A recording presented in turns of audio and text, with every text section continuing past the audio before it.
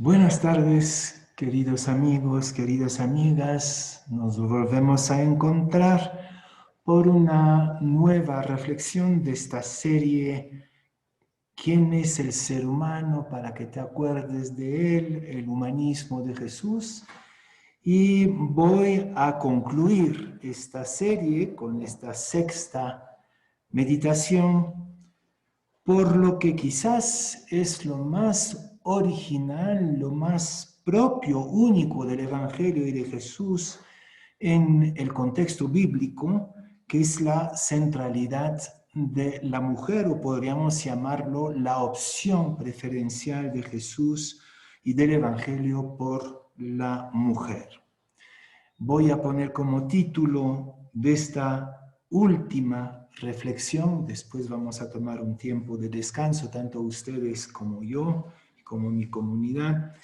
El título va a ser un verso de un poeta francés, de nuevo: la mujer es el futuro del hombre. La mujer como futuro del hombre.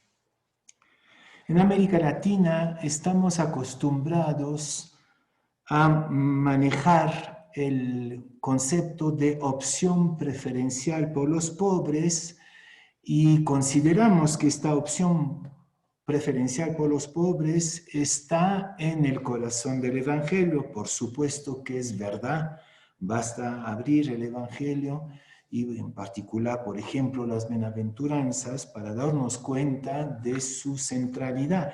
Pero esta opción preferencial por los pobres no es propiamente evangélica, es la opción del Dios de la Biblia desde la primera página. Creo que ya lo hemos señalado en otras meditaciones anteriores, desde a Caín y Abel, ¿no?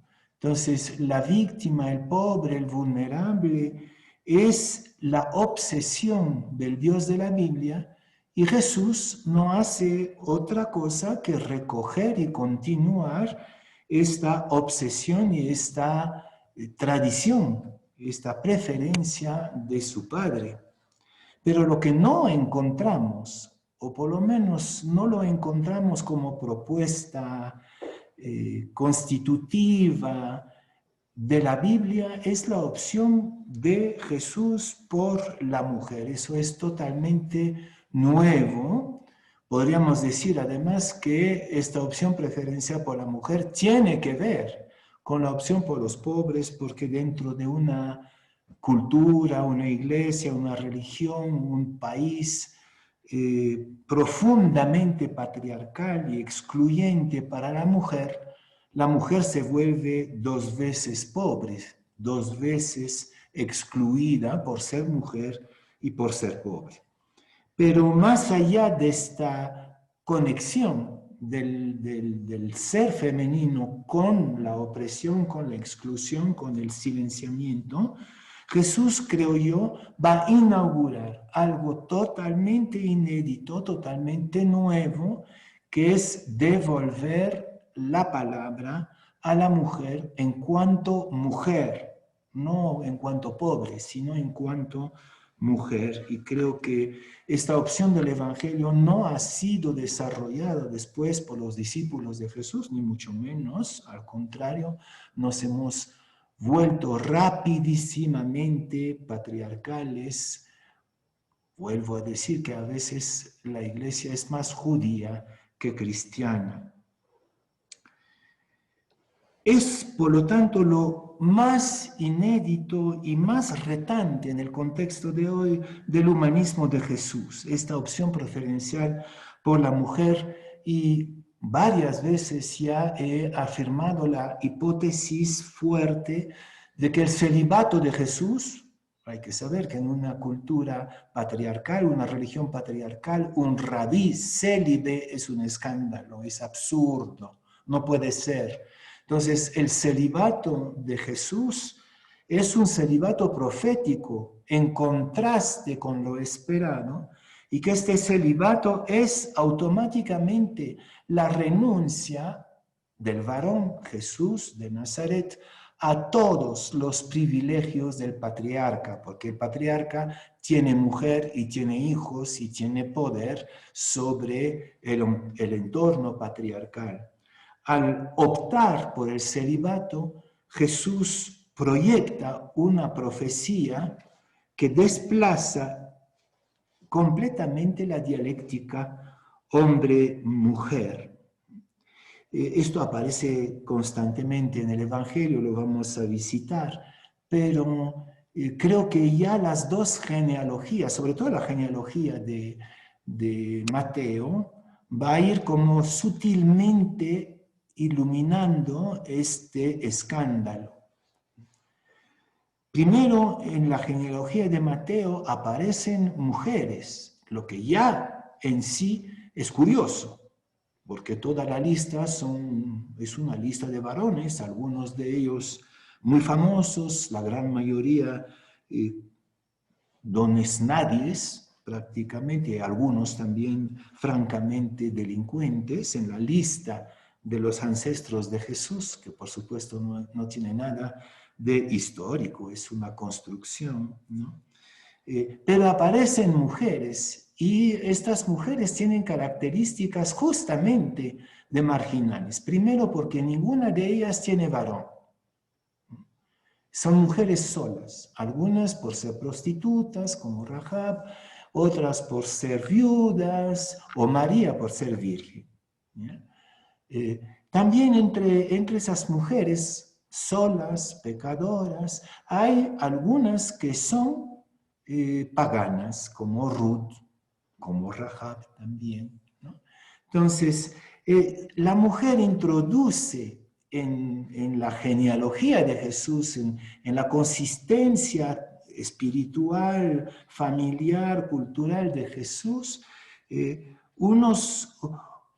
unas entradas marginales, ¿no? Son las mujeres que van a romper el esquema tradicional del patriarcalismo, del cual Jesús va a nacer, ¿no? Jesús va a nacer como un bastardo dentro de las categorías patriarcales porque no tiene papá conocido. Por eso en el Evangelio de Marcos, cuando lo llaman el hijo de María, es una burla. Tendría que ser el hijo de José, ¿no? Porque decir que es el hijo de María quiere decir que no se conoce a su papá, ¿no?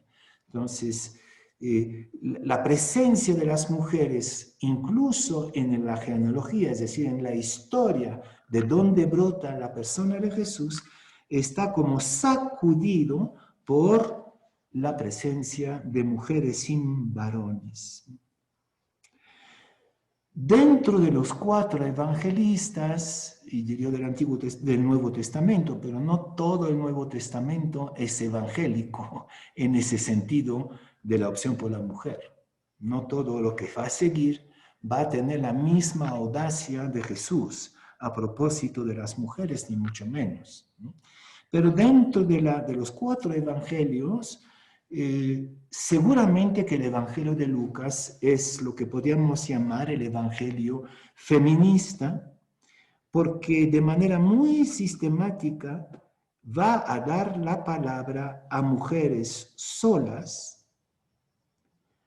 versus hombres silenciados. O sea, el Evangelio de la infancia, que es una construcción teológica, ¿no? El Evangelio de la infancia no es histórico, sino que marca un programa teológico. Y este programa teológico es totalmente femenino.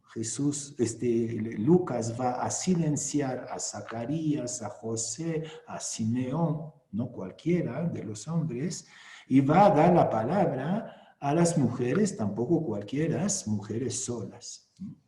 Lo mismo con el anuncio de la resurrección. Las encargadas del anuncio de la resurrección son las mujeres, son ellas las que hablan por sí mismas, mientras los varones se han esfumado de miedo y de cobardía. Volveré a esta teología feminista de Lucas más tarde. Pero estos diferentes silencios de los varones marcan para nosotros la necesidad de repensar la humanidad y Dios desde las silenciadas, ¿no? Hay que hacer silencio para repensar la humanidad y Dios desde las mujeres, es decir, desde las silenciadas. A partir de esta hipótesis de la centralidad del redescubrimiento de la mujer en el Evangelio, en los 4 evangelios, especialmente en San Lucas, quisiera primero detenerme en la fe de la Iglesia en María. María es objeto de fe, aparece en el credo, y representa la utopía creyente de otra humanidad, ¿no? O si quieren lo femenino, la categoría femenina, como utopía de una nueva humanidad. Pero para eso quisiera aclarar un poco mi postura frente a la bellísima figura de María. En el siglo XIX se hizo todo un trabajo teológico, exegético muy importante que consistió en separar, no separar, porque no están separados, pero distinguir al Jesús histórico, el Jesús de la historia y el Jesús de la fe. No están separados, pero son distintos, ¿no? El Jesús histórico sabemos muy poco. Y el Jesús de la fe es la manera como la comunidad creyente ha ido meditando, rumiando y comprendiendo poco a poco la persona de Jesús. Yo creo que nos hace falta este mismo trabajo teológico y exegético con María. Por lo sentimental que somos frente a María, confundimos la María histórica, de la cual se sabe todavía mucho menos que de Jesús, prácticamente nada, y la María de la fe, es decir, cómo la comunidad desde Pentecostés prácticamente ha ido contemplando, meditando y comprendiendo la persona de María. Esto nos hace falta y creo que es urgente, en particular en América Latina tan mariana, hacer esta distinción entre la María de la historia, la María de Nazaret, ¿no? Y la María como figura de la fe. Me voy a dedicar más bien a la figura de la fe y no voy a decir casi nada de la María de la historia porque no sabemos nada. Entonces, esta María de la fe es una figura teológica.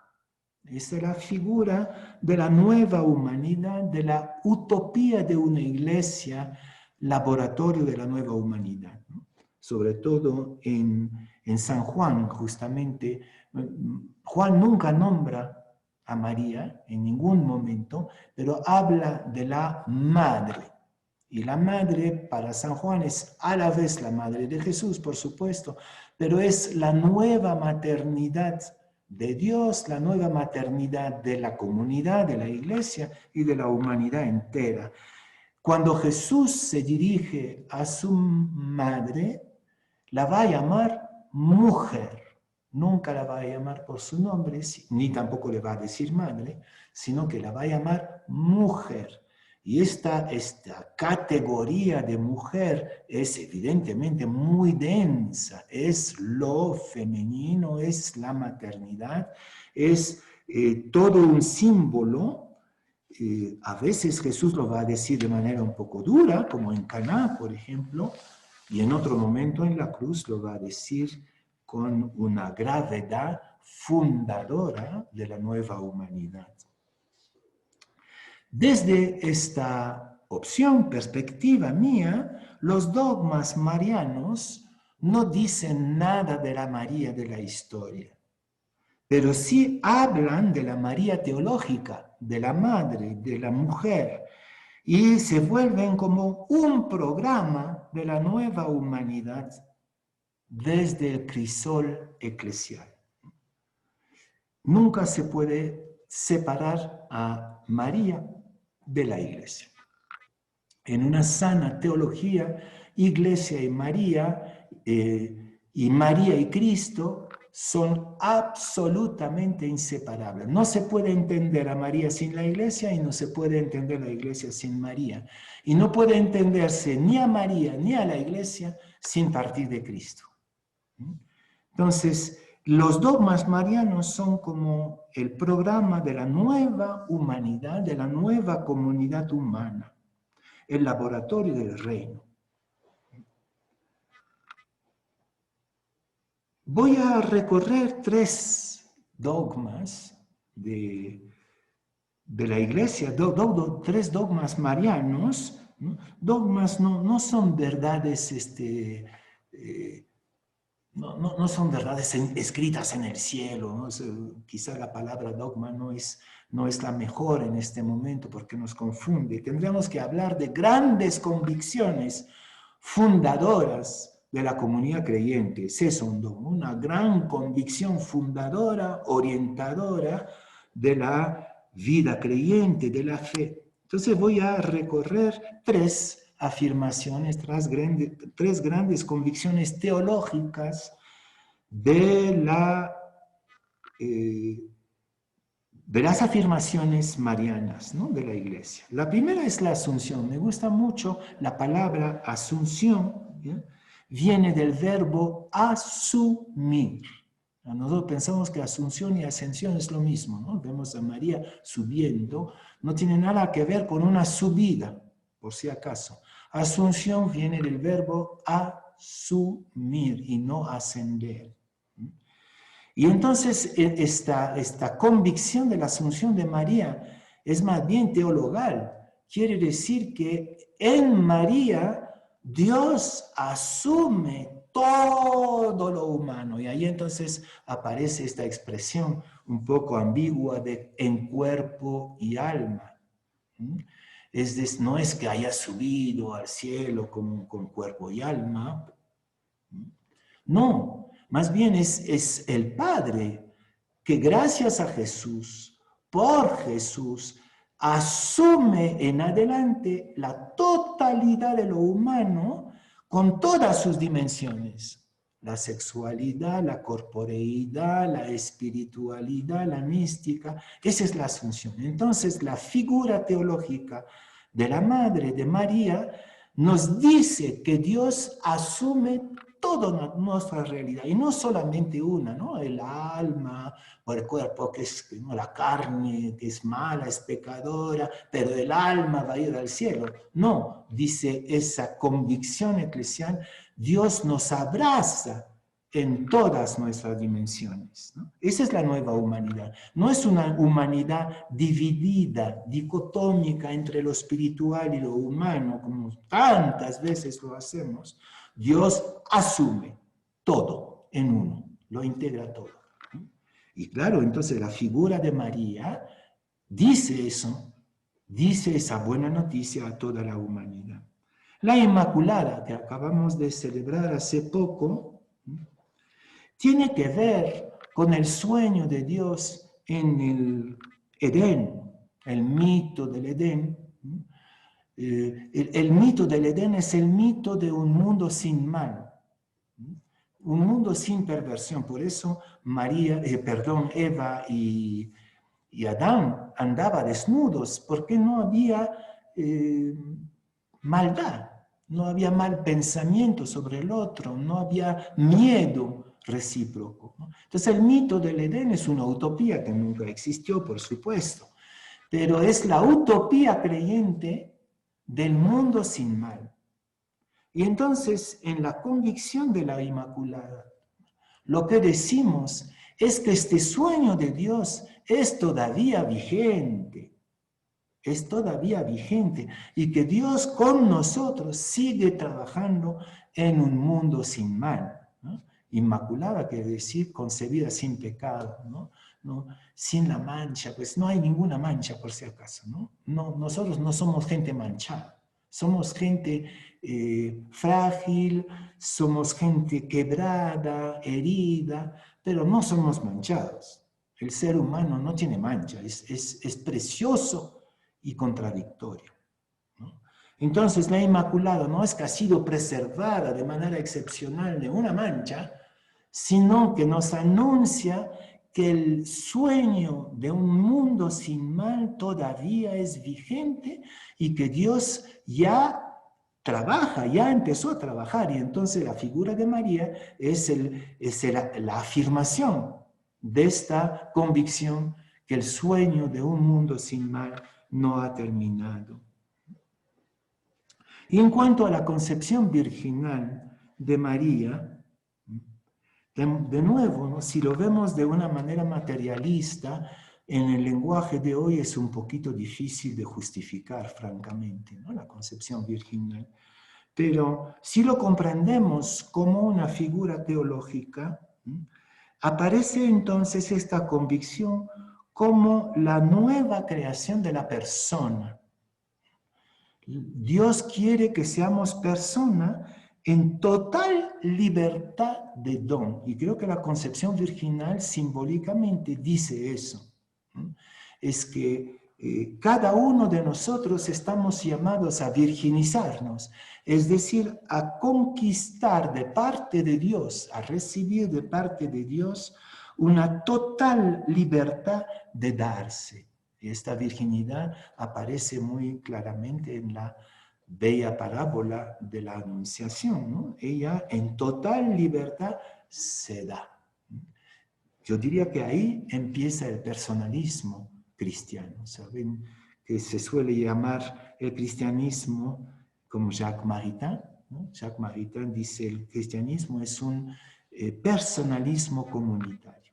Entonces, la concepción virginal de María es una manera simbólica de afirmar nuestra convicción de que estamos en un camino de virginización, es decir, de total libertad de darse como persona.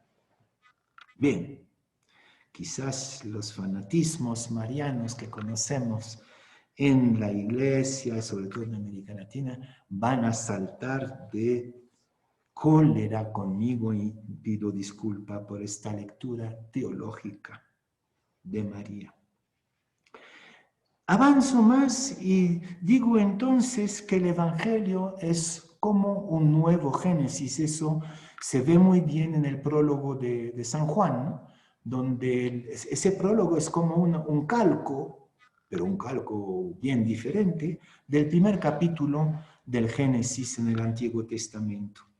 Y bueno, hace un rato yo decía que la opción preferencial por la mujer no aparece como una opción fuerte, global, sino de manera muy individual, algunas personas, algunas personalidades femeninas, pero nada más, no como un movimiento teológico.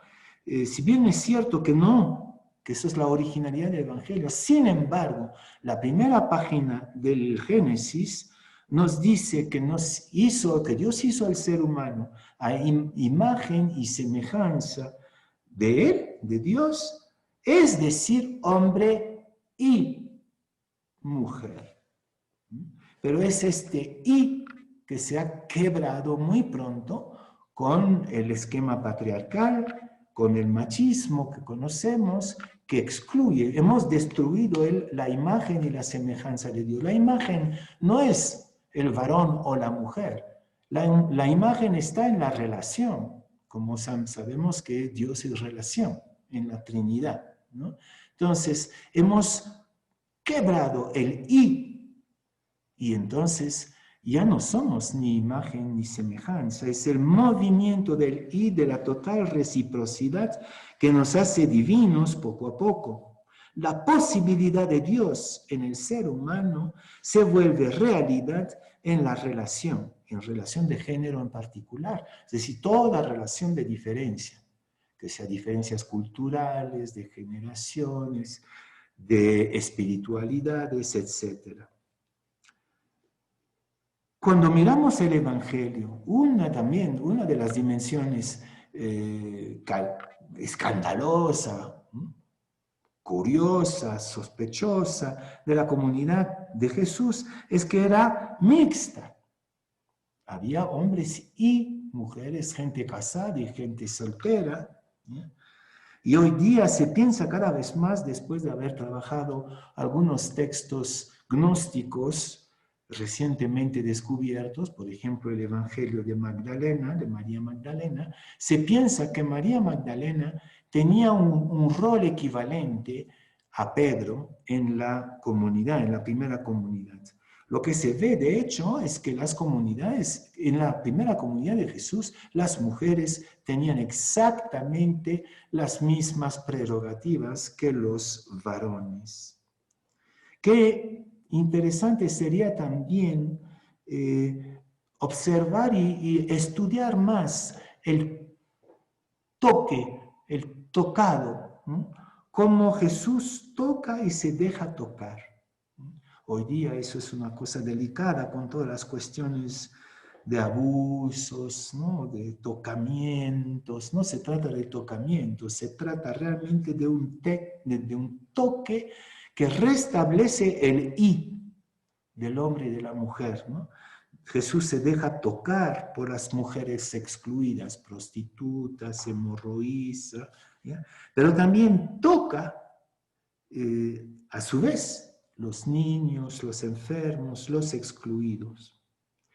Este tocar recíproco que va como restableciendo el vínculo roto del I entre el hombre y la mujer, simbólicamente, termina en la resurrección. Muy interesante la relación de Jesús resucitado con María Magdalena en el sepulcro en el Evangelio de San Juan, capítulo 20. ¿Sí?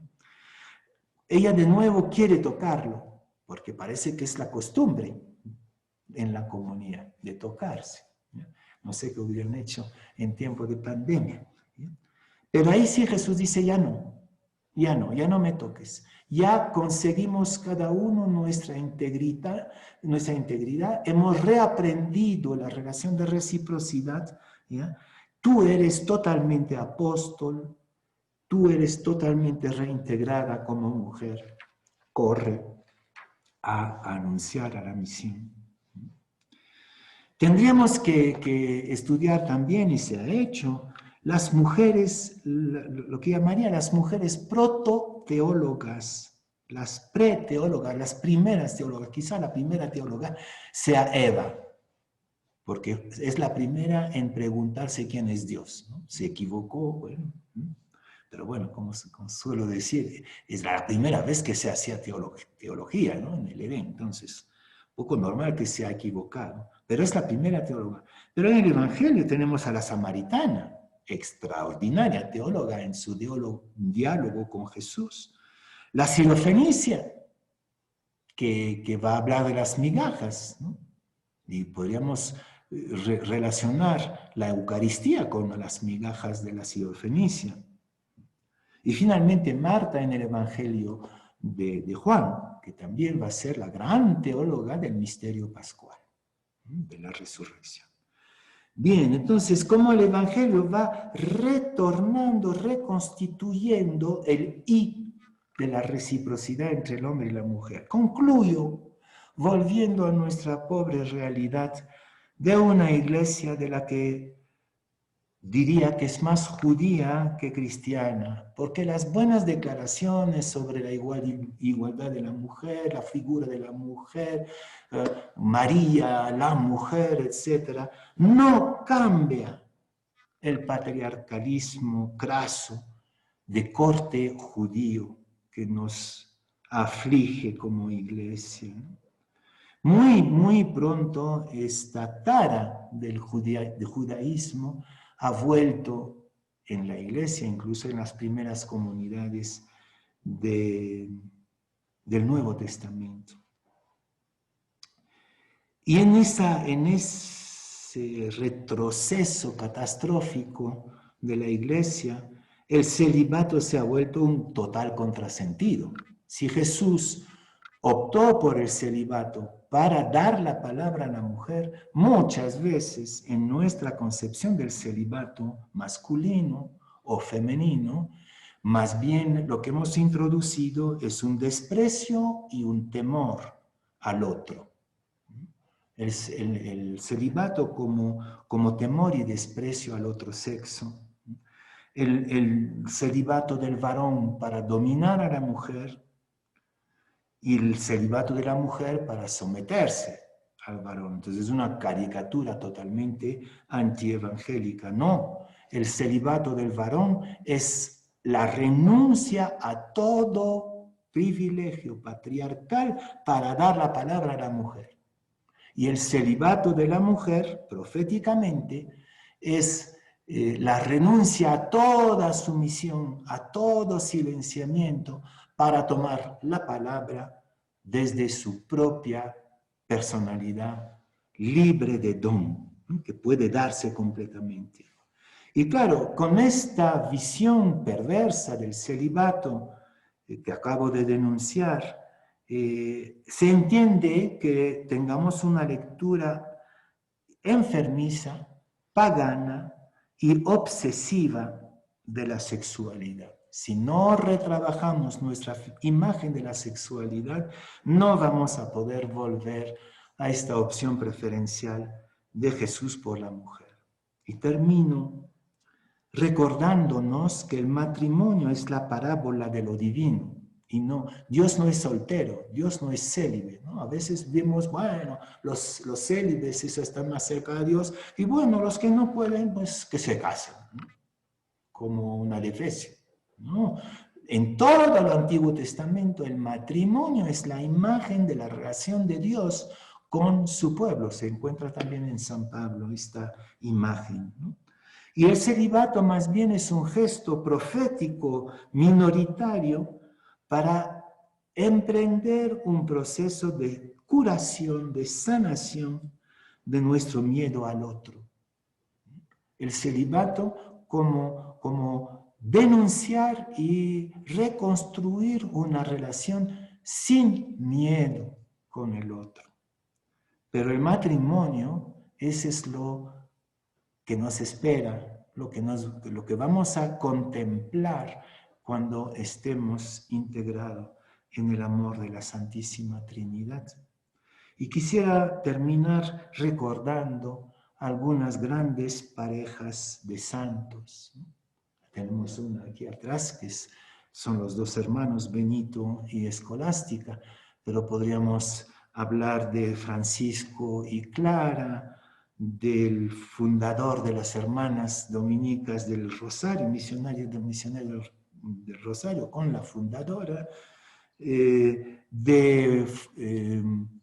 Carlos de Foucault, con la señora de Bondy, ¿no? Entonces hay una cantidad de figuras de célibes que han reconstruido este I del Génesis roto por nuestro miedo y nuestra enfermedad en cuanto a la comprensión y la vivencia de la sexualidad.